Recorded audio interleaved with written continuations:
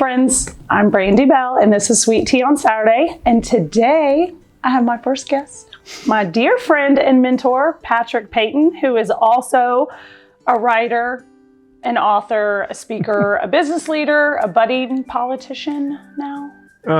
Getting involved in civic events. Yeah. I hate the word budding politician. I mean, but it is what it is. It is what it is. It is what it is. I'm glad you're here. Thanks. It's an honor to be here. I told you, this is pretty much a girl-dominated show a little bit, but you're kind of like, you don't even know, helped kick off this whole concept of what Sweet Tea on Saturdays is going to be because of a value that you placed in my life 20 years ago and that you've been feeding in to a lot of our lives, but we'll talk about that in a few minutes. But I'm also excited because I feel like this is going to be an opportunity to show everybody your mushy, gushy, squishy, marshmallowy side. And so, I want to give it a shot. I want to have a little fun with that because I think not everybody has the opportunity to see that side. So yeah, very few actually. This will be a fun way. And I drive a crazy train and people usually jump on board. So yeah. That being said, we're going to play an icebreaker game. Okay. You know how much I love games. I know how much you love games, but this one, here's why you're going to like this one. I kind of designed it a little bit for you. Okay. So you love music. Something many people may not know. The man can sing. Like, I don't know if anyone's ever heard it, but he can sing. And so I thought it would be fun. There's some pretty cool movies out right now about bands and singers. Yeah. So we're going to test your knowledge a little bit. Okay. Here's the rules. Okay. I'm going to speak the line. You have to sing the next line. You have to. Okay. Okay. So early in the morning, I haven't warmed up. No, it's okay. So ready? Okay. Grandma will need her readers. All right. What if I don't know the answer? I may not know any of these answers. Then you may. Then you're going to lose, and you're going to be a loser. So if you're a winner, I have a gift for you. Okay. Right. Don't be a loser. Okay. All right. Josie's on a vacation far away. Oh. Hurry up and Josie's on a vacation far away. I don't know the rest. First one, he got it wrong. What was it? Come around and talk it over. Okay. Who sang it? So no, here's the deal. You get another point. So I forgot to tell you. You get 3 points. One if you can sing the next line. Yeah. One if you can say who the band or the singer is. Yeah. And then you get your third point if you could say what the name of the song is. So do you know who sang it? Outfield. So he gets a point. Do you know the name of the song? No. Okay. Your Love. Yeah. So you got 1 out of 3. I actually bought that cassette in 1987. TK So Real. You know? Or 88. I know what a cassette is. Yeah. So there you go. Absolutely. And now that song is being played on rotation now on XM33. Oh, fun fact. Yes. I love it. I love fun facts. I should get extra points for knowing crap you don't know. No, you only get 1 point. Okay. So quit freaking begging for points. Okay, ready? Okay. Yes. I got my first real 6-string, bought it at the 5 and dime. Played it till my fingers bled. It was the summer of '69. Okay, so now you have 2 points. Who sang it? Corey Hart. No, not Corey Hart. Hang on. Bryan Adams. Yep. And obviously the name is? Summer of '69. Yep. All right, you're at 4 points. Yeah. Pretty good. Yeah. Pretty good. Okay, this is going to be a hard one. Probably. But there's a movie out right now, killing it at the theaters, about this man. So there's your hint. You ready? Okay. So this is going to be Bohemian Rhapsody or something of that sort? No, but close. Okay. It's the other one that's out. All right. I'm giving you too many hints. Don't you know I'm still standing better than I ever did? I don't know this one at all. Looking like a true survivor, feeling like a little kid. I don't know this one. I'm still standing. Oh, see, yeah, that. Elton John. I wouldn't have, yeah. I only have like 5 Elton John songs I've listened to. Wow, I mean. I would have changed stations on that song. Oh. Because that was the 80s version of Elton John. Oh, and you like the 70s version? Yeah. See, I'm not a 70s music person. That's too bad. Yeah, so that's what Kyle says. He loves, that's his jam, the 70s music. Yeah, on my podcast last night, I talked about 70s music. Yeah. By the way, plug your podcast because it's good. No neutral moments. No neutral moments. Just go noneutralmoments.com. Yeah. Some of us were like, okay, we're going to be okay. All right, ready? Yep. You'll get this one. I just realized which one this is. Well, I'm running down the road trying to loosen my load. Got a world. I'm running down the road trying to loosen my load. Oh my goodness. On my mind. 7 women on my mind. 4 that want to spill me, 2 that want to hold me, 1 so she's a friend of mine. Yeah, there you go. Close enough. Eagles. Okay, so that's 5. 6. Eagles. Name the song. Take it easy. 7. All right. Yeah. Here's your last one. Okay. This makes me laugh because to say it doesn't make sense. I see a little silhouette of a man. I see a little silhouette of a man. Got a moosh, do you do the fandango? Close. Thunderbolt of lightning, very, very frightening. Oh, yeah. Okay, what? Yeah. Okay. Freddie Mercury. Yeah. Yeah. Queen. Yes. Name of the song. Bohemian Rhapsody. But to correct you, did I use a word wrong? You sure did. Here's the deal. Although you get 3 points for that, which puts him up at like 66 or something. Yeah. It's Scaramouche. Oh yeah, Scaramouche, gotta do the fandango. Okay, well, I thought you'd get 5 points, but since you got more than 5, I made you a present. You made it? I did. I made it. Wow. So that's one of the It's treats for being on the show is you get a present. And I made it with my hands, so if you don't wear it, it'll hurt my heart. Okay. And we don't want to do Can that. I mow the yard in it? Yeah. Okay. You can, actually. And I think it's going to help you at some of your future events. Okay. That way you can really embrace people. And so I made this. Is this going to say something about hug me? What? It's like you know me. Crap. So put it on. Now? Yes. Okay. You have to put it on. But so fun fact, I love fun facts. I learned recently that if you hug someone for 20 seconds, it lowers your blood pressure. Really? Like legitimately. That like would you explain can why start. I have high blood pressure. It's why you hug, because you're not a hugger. That at your events. Probably not. Yeah. Okay. So speaking of hugs. Yes. I remember watching you in an event, we'll just call them events, where a lady was really excited afterwards. She just wanted to hug you, and you didn't know what to do. So you kind of stood there with your arms by your side, and I thought, oh, this is so not good. Reach up, Patrick, reach up. And it didn't happen. So, I'm getting better at it. Yeah. Yeah, I had a lady come up to me about a month ago. Cindy and I were eating at Grub Burger, and she just got in my chair, and I mean, it was kind of awkward. Was it 20 seconds? Oh, it was much longer than that. Then it helped your blood pressure. I mean, it was face to face. Yeah, that gets a little excessive. But I'm getting better at it. I'm getting better at it. Have you done the Enneagram? Don't tell me your number. Can I try to guess your number? Certainly. Are you a 3? I am a 3/1? No. Really? No. What are you? Whatever the one is, it's either 8 or 9. So which is the one that I just got a text message about this the other day. Somebody said, have you done your Enneagram? Because I think you're a whatever. Not a peacemaker is the one. Okay, yeah. 8? I'm an 8. So 8 is the challenger. I'm an 8. 3 so and an 8. I'm 3, 1, 8. So I haven't studied it that in depth. Yeah, so. well, I just started. But it's pretty accurate. It is pretty It's like the accurate. It's like mind styles. concrete. Yeah, I was going to say, I told somebody it's very accurate. It's like Mm-hmm. mind styles, concrete, random. I can still tell I am. Right. Yeah, but I'm a 3. And then I listened to a podcast just about 3s. And it was kind of sad a little bit. Mm-hmm. Threes are the number that not everybody just loves. That's okay. Yeah, like we overwhelm people a little bit, and I mean we accomplish things, but I was just listening. Like that stuff's really dangerous though. Mind styles, Enneagram, all that. You know why it's dangerous? Yeah, I do. Would you share? I know why I think it's dangerous. Well, it's dangerous because people let that identify them rather than letting it challenge them. Yeah. So I can sit back and go, I'm a challenger, I'm not a peacemaker, therefore I'm going to be a jerk. Okay. Because that's who I am. Rather than, okay, if that's what I tend towards, then what are the other ones? because the other ones aren't insignificant.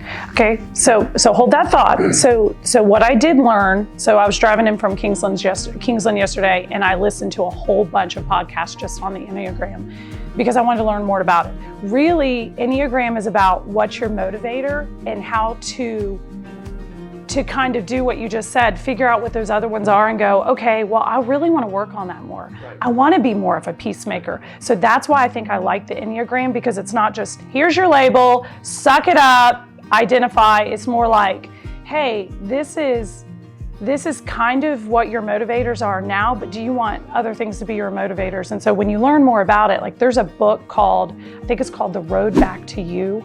I haven't downloaded it or bought it yet, but it's about, don't identify with those labels, figure out, where you're being called to. And all of them would say that. DISC would say that, Myers-Briggs would say that, but human nature is to not work on those other things. Yeah. Human nature is to find an excuse to settle into who I am as an excuse to be less than who I really am. Okay, so that right there is the perfect segue into non-rehearsed perfect segue. Non-rehearsed perfect. So I won't let anybody rehearse. I will give the questions because I know some people panic, but I don't want to ever rehearse because I want it to be natural conversation. I talked about that with Alex, but so much of really what I want to do, like I love my design career. I'll never stop my design career, but so much of what I want to do is to help people go, okay, what do I want to do and how do I get there? And that leads into what I've learned. And I feel so blessed when I think about, and I'm not saying that to flatter you because, I'll punch you, but to be able to, I feel like my formative adult years, 20 of my formative adult years here, well, let me just quote you. Let me get my readers on. It is your journey to fight, to discover, and to become everything you are designed, called, and gifted to be. Like that is a little bit my mission statement. I mean, it's your statement, but I've taken it on as my own, not only for my life, but like the excitement of, I want other people to go, you know what, my education's in journalism, but I want to be a designer, I'm going to do it. Like I want other people to figure out what that is. For people, well, let's back up. For people who don't know what that statement really means, can you elaborate a little bit on where you came up with it and how we're here now with it? I think it just was born out of me kind of growing up in an environment where you made one mistake, you probably made a second mistake and a third mistake. And I grew up in a very legalistic environment that once you got past a certain threshold of mistakes, then you were probably going to be relegated to unusable. You couldn't do this, you couldn't do that. We'll let you work in the parking lot of the church, but you're not going to be able to do this. And not just church work. A lot of people do this. They just, they hold a higher standard for others even than they hold for themselves. Yeah. And as my good friend always says, Payton, eventually everybody figures out everybody's got a junk drawer or two or three. And so over the years, these this phrase of just God has intentionally designed you. If you're not a believer in God, then whatever you believe about how you came about, you've been designed, even if you want to say it's by accident. There's a design to you. Nobody else looks like you. We would talk about your heartbeat's different, your fingerprints are different. Everything is radically unique about you. Yeah. And then you have a calling on your life. And when I say a calling, that doesn't mean a calling to go do, work with Mother Teresa's organization, but my calling is I touch people's lives every day, whether it's a waiter or a waitress, whether it's the attendant at the grocery store. The grocery store is like the weirdest place because I always find myself trying to make sure the person scanning my groceries knows I'm saying, are you having a good day? Yeah. Because it's just such a meaning sucking job, to just scan groceries and look at people, look at you and be angry and, whatever. So you are designed, you are specifically called for something, even if nobody sees that something. Yeah. That's to me one of the most powerful things because there have been people that have changed my life that never know I saw them. For instance, this was 15, 16 years ago. No, it was longer than that. 18 years ago. We're officing at First Baptist Church. I pull out of the offices one day to go to lunch, across the street in this dilapidated house that I've never seen anybody in or out of. All of a sudden, there's a lady, this beautiful woman, comes out of this house, and a school bus pulls up, and it's one for handicapped kids. And the door opens, and the wheelchair thing comes out, and out comes this little girl who you can tell is a teenager. I don't know what she has, but she can't talk, she can't walk, her limbs are shriveled up, and that's mom coming to get her. And I was having one of those days where I was like, feeling sorry for myself. I'm working so hard. I'm the hardest working man on earth. And then I go, wow. Yeah. Like that is real. And that girl will never know that I saw her. Yeah. But her design changed me.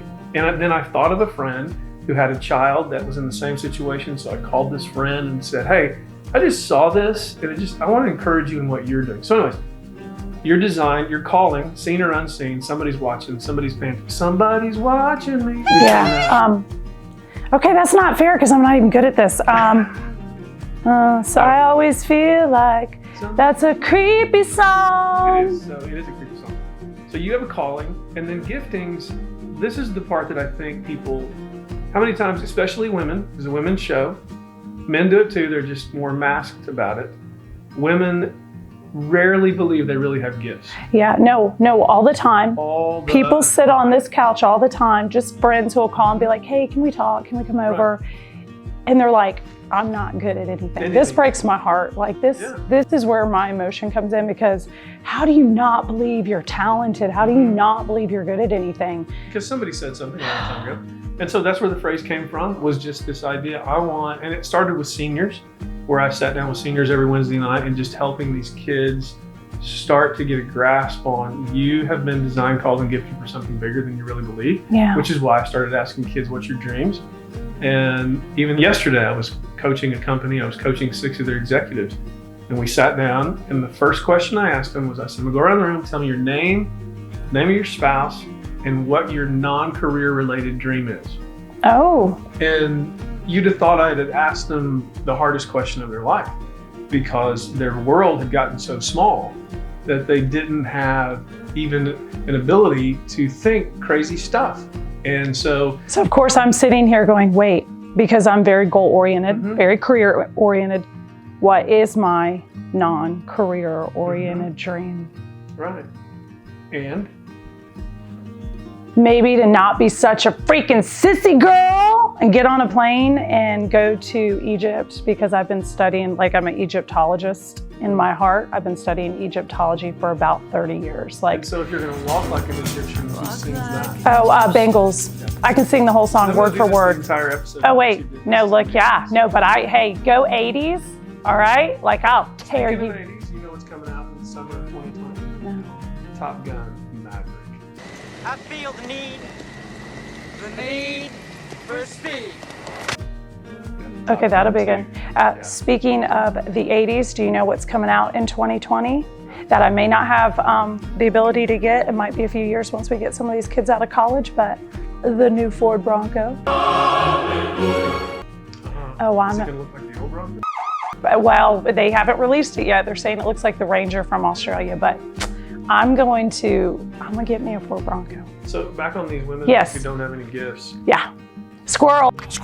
Okay, you have 2 squirrel chasers in one room. Someone along the line told them something or did something to them. And I do think that many people of the male persuasion have underestimated the degree to which many women have been physically, emotionally, and sexually abused. Yeah. I think we really have, because it's such a becomes such a radical political issue with #MeToo and all that kind of stuff. Sometimes very conservative people have a tendency to dismiss that because of the radicalness of it. Just like people who are radicals dismiss evangelicals because we're so radical in other ways. But I think the more I visit women, the more there's just, and it could be as simple as some punk with their freshman year in high school who called them a name.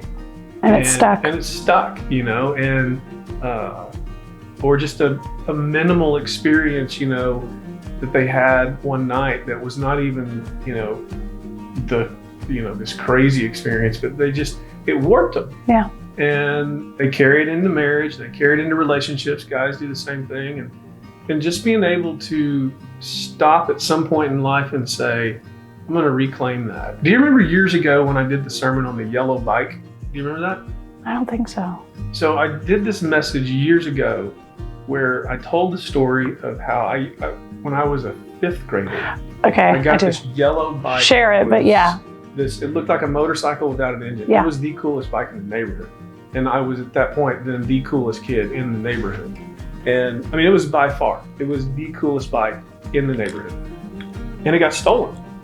And I was at the neighborhood pool, and while I was at the neighborhood pool, it gets stolen, and I'm crushed. I'm like, my life is gone, because I was the yellow bike kid, and it had shocks on it, and I used to make a ramp and jump over my friends. I'd line up friends. Yeah, that's safe. Jump over them. Yeah, that's good. And one day I went to the pool. Now I'm having to walk to the pool, still trying to figure out where my bike is. And if you want to remember kind of the neighborhood I lived in, if you've seen the movie Sandlot, that's kind of the neighborhood. And killing me, Smalls. Yes. We could go all. I know. Well, stay on track. Squirrel. So one day I leave the pool, and instead of going right to go home, I go left. And I look over in this brown house where the school bully lived, and my bike's in his yard. And I stood across the street and just stared at it and thought, that's mine. You've taken what's mine. But he was the school bully. I was scared to death of him. And it's got all the makings of a Disney movie. And I just looked around, and I ran across the street, jumped on my bike, and pedaled like crazy to get home. And that was the first lesson of, when someone steals something that's you gotta take it back. And I would tell a lot of these ladies, wherever it is, even if all you do is stand in your backyard one day and you think about where was it that thief stole that, and almost verbalize, I'm taking it back. You can't have that anymore. Do you think sometimes the thieves don't know they're doing it? Because I've never really thought about this, but just having this conversation right now, my first thought was, I had a teacher, either 1st or 2nd grade, I can't remember what it was. And, my mom had lots of issues and my grandmother hadn't officially stepped in yet. And so I remember being taken out of class. I was like 6 or 7. And the teacher, she was beautiful. I can tell you what she smelled like. I don't think she meant to take something from me, but I think in her heart, she thought she was helping me, but she said, you would be so beautiful if you brushed your hair. Because I have a big old nappy wig of curls. Like right now it's tamed. I tame it like daily. Have you ever considered dreads? Well, no. Yeah, no. That might be a little out of my comfort zone. Yeah, that's a squirrel. Squirrel. Squirrel! Because now I'm thinking Bob Marley, but we're gonna stay on track. Anyway, it's affected me to this day a little bit, and I don't think she meant to. So now I always think. She was probably just trying to be a motherly figure to say, do you know how beautiful you are? And if you'd brush your hair, you'd even be more seen as who you really are. But in my life, as you're an ugly woman. You're ugly. You have a big nappy head of hair, and I have fought these naps for over 20 years. I think hurt people hurt people. Yeah. And innocent people can easily hurt damaged people. I'm in the middle of one right now. I love my design career. Like I said, I will never completely leave it, but there are other things I want to do, including writing, speaking, teaching, encouraging women. But you find yourself in this place and you're like, how do you move forward? What's a crossover look like? Right. And so, the whole concept of that came just reading through the Old Testament. Children of Israel, God says, let me put it in these terms. God says to the children of Israel, you have been designed, called, and gifted to go into a land that was never yours in the first place, but I'm going to give you something you don't deserve. All you got to do is go take it. That's it. So, and they were like, so as this whole generation says, fantastic. They started experiencing hardship, and then the next thing you know is they go, no, can't do it. And their perception was wrong, because there were giants in the land, but there was going to be some obstacles. And only one guy said, they're bred to us. That was Caleb and Joshua. Yeah. He said, they're bred to us. Let's just go get this thing. So you know the story. Probably some of your listeners do. So then you have a whole generation die off, kids grow up, got a new leader. And by the way, this happens in our lives. Yeah. Every generation of your family has an opportunity to reclaim a destiny.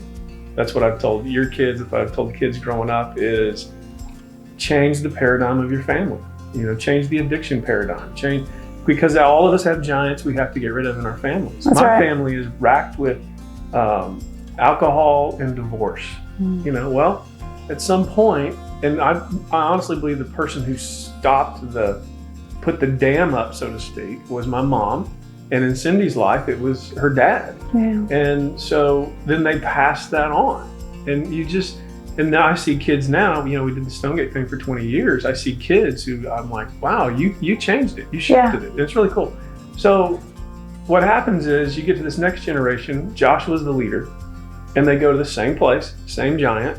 So every family probably faces the same things. You find families that have addiction issues, probably goes back to that previous generation and the next generation.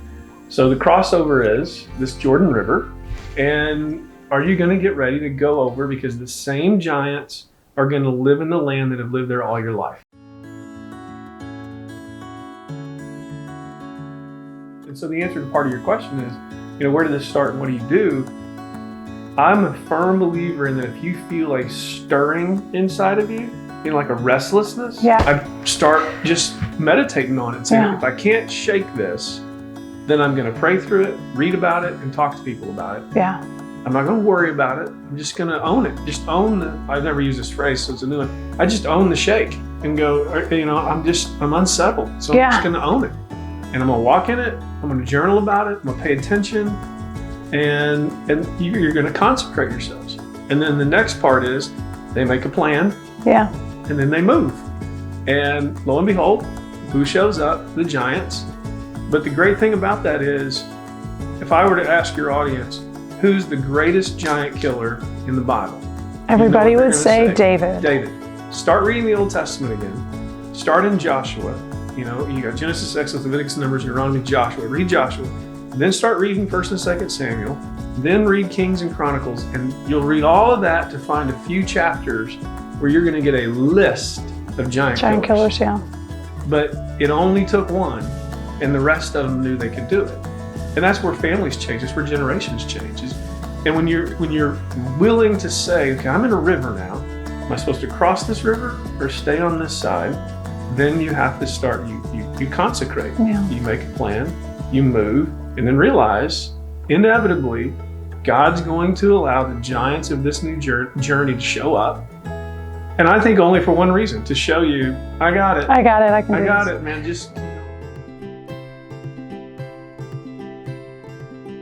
I love the concept of people chasing careers and people chasing those dreams and living those seeds that were planted in their heart. But it's really hard to do when you're still kind of broken. And so, again, that was one of the reasons why I wanted to talk about these things from the get-go. I want the foundation to be, you're created good, even if you don't feel good. You're created great. Yeah. You're created even great. Better. And remember, everything that God is doing in someone's life, in my opinion, He's after one or more of 9 things, and that's all. Love, joy, peace, patience, kindness, goodness, gentleness. I forgot the one in self-control. Faithfulness. So it's one or more of 9 things. Yeah. I can promise you, any situation you're going through, one of those or 2 or 3 or all 9 of those things He's pressing into. That is the secret knowledge, so to speak, of what God's doing in your life. Every time He is working on fruit. So John 15 says, I'm the vine, you are the branches. And then later on He says, I have appointed you that you would go and bear fruit, and it would remain. So you connect that to Galatians, and He's talking about the fruit of the flesh and the fruit of the Spirit. In Romans, He says, be spirit-minded. So spiritual maturity and life maturity is never a matter of skills obtained until that is a result of fruits matured. Yeah. Because if the fruits are matured, then to corny it up a little bit, the wine is produced that then blesses people. Yeah. And so the question you have to ask is, what is He shaking in me towards this issue that involves, is He teaching me to love? which is unconditional liability. So is he teaching me to be able to go to the grave of someone who hurt me, who's gone, or literally or figuratively, and stand there and go, I'm done, man. The yellow bike is mine, and I'm done. That's hard. And that's why so many women become obsessive about their appearance, or their decorating, or their physical fitness, because they are minimizing or medicating away the one thing that they just go and take that back, sets them free from performance. I think the same concept. So I have a lot of friends of different, well, you do too. We're both very much in the secular world. Not everybody shares our belief system, which is, you know, just, it is what it is. And so many of my friends are not quote unquote Christ followers. They're all kinds. I mean, I have a lot of Hindu friends. I mean, so we have lots of friends of lots of different faith backgrounds. I think with or without a faith background, my favorite part of all of this is it applies. Like whether or not regardless of your faith background, or if you don't have a faith background, somebody is out there or something is out there trying to steal your joy. That's every damn day. They're trying to steal your life. They're trying to steal your love, your peace, your patience, your kindness, your goodness. Regardless of where you believe it comes from, somebody is trying to steal it, and you have to go take it back.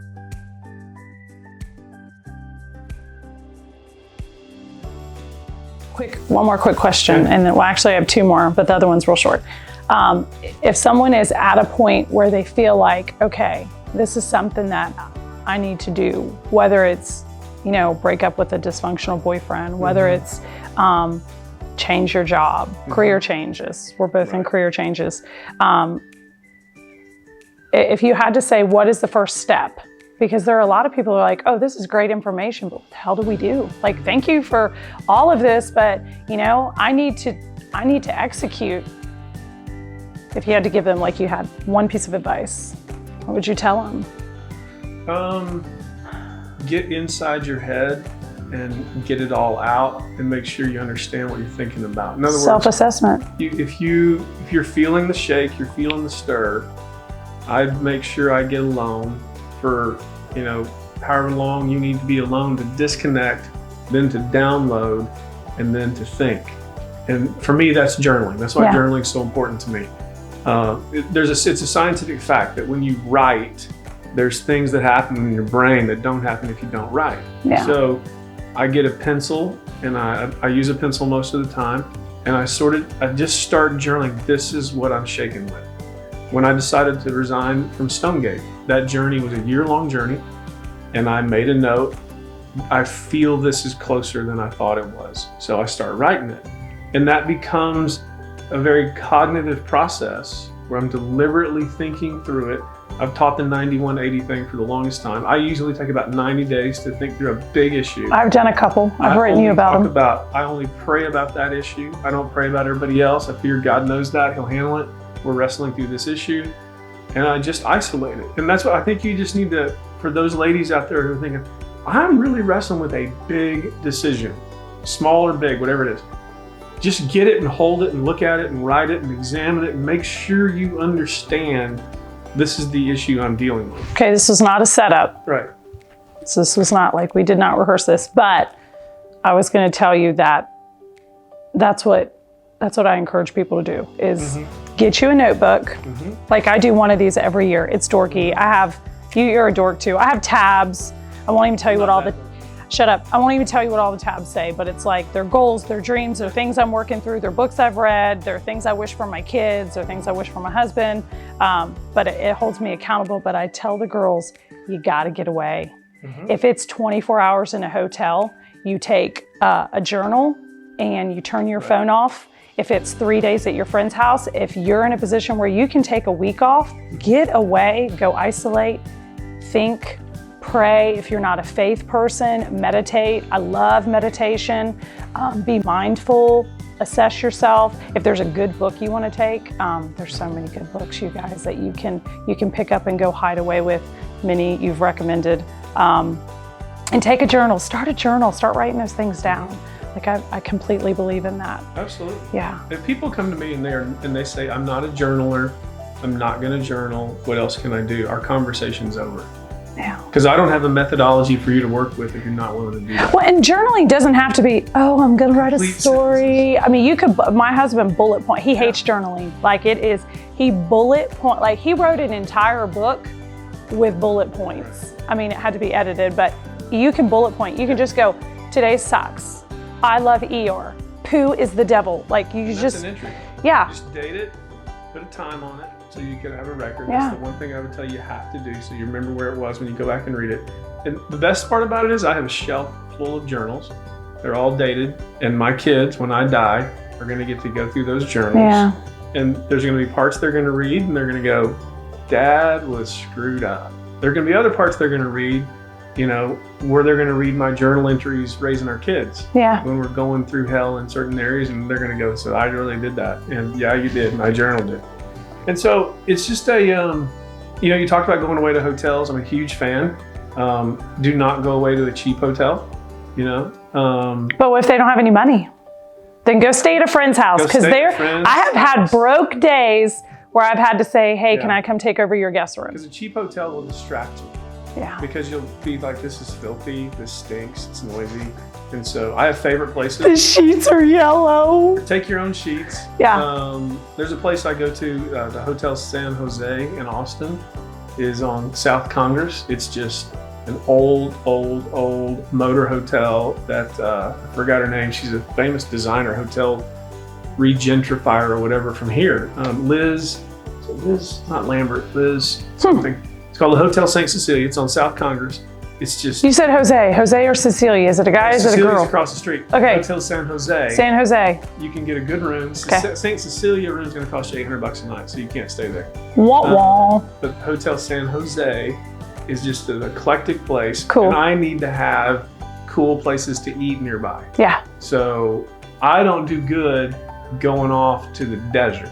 I go to the city, find a cool hotel, and hang out there, get a great room where I know there's going to be a great desk, and there's a pool I can chill out. And then at the Hotel San Jose, there's this awesome pizza joint right up the street, and I'll go eat at the same place. Gluten-free, dairy-free. And so that's like, there's a place in Cabo San Lucas that I love. Nope. And not going to Mexico. Oh, whatever.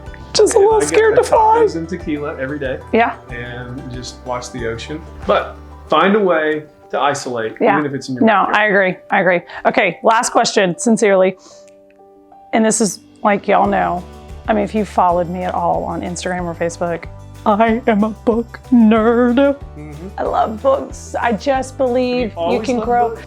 Since I was a little girl. Okay, that's good. Yeah, I've always loved books. So if you had to recommend, and it can't be your like the Bible. It can't be the Bible. Like I have a friend who is Hindu, so when she comes on, it can't be the Bible. Right. What one book, if you could only give people one book for the rest of your life that they had to read, what book would it be? 7 Habits of Highly Effective People. And why? Why? It's the most important transformational book in my life. A lot of people have read it. I would bet that 40% of your audience is saying, oh, I've read that. But that's like people who say, oh, I've read the Bible. You know, when they're in trouble and they come to counsel with you and you're like, well, in the Bible, oh, I read the Bible. But have they worked through it? So Covey says to know something and not do it is to not know it. And that's true. So it was a transformational book for me in 1990. It's what led me to build a constitution for my life, my 13 core values. I carried my briefcase, brought it today. Never leaves my briefcase, actually. I have my core values in here. And it's every book you're going to pick up off the shelf on leadership today. It's not an exaggeration, has at least part of its DNA and roots in that seminal work by Covey, 7 Habits. And I would get the workbook if I were new to that, and I'd work on the workbook. And so I didn't know there was a workbook. It's got to help. Really helpful. Because I'm on year 4 with that book. With 7 Habits? Yeah, like, so here, I'll just show you. Here's books, look, books, here you go. So here's the top one, like, so I'm not making it up, because it's so hard for me to work through.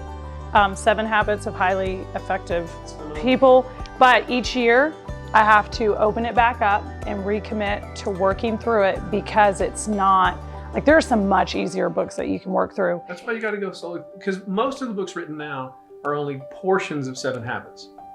Like, that may be every easier. book is really small now. You know, When I take notes, start with why. It's a teeny tiny thing, but it's Stephen Covey's is begin with the end in mind. Things inside out transformation. You got to know why you're doing it. What's your center? What's your core? And so if you just, I would start there. And frankly, a close second are the places you will go, Dr. Seuss. Like my kid's smiling. We all have that book. Pastor gave all our kids that book. You need to read it and go, that's cool. Like my new journal I just bought, because my journal's almost filled up, is an the places you'll go journal. So it's really cool. Wow. 7 Habits is by far, you've got to read that book. And quickly becoming a favorite is Dare to Lead by Brene Brown. Okay, so look at the rule breaker over here who gave 3 books. By the way, that's a great book. It is a good book. I love to listen to Brene TED Brown. Talk's good. And so I'm working with some people to try to get her to come in. So read Dr. Seuss. Yes. Drink tequila daily while you're searching for your. As long as it's Casamigos. Ew. I'm not a big tequila. You don't want me drinking tequila. Give lots of hugs. That's our lessons learned today. All right. Hey, thank you for You're coming. welcome. Hey, Awesome. let's lower our blood pressure. Let's hug. 1 Mississippi, 2 Mississippi, 3 Mississippi. I'm just kidding. No, thank you. I mean it.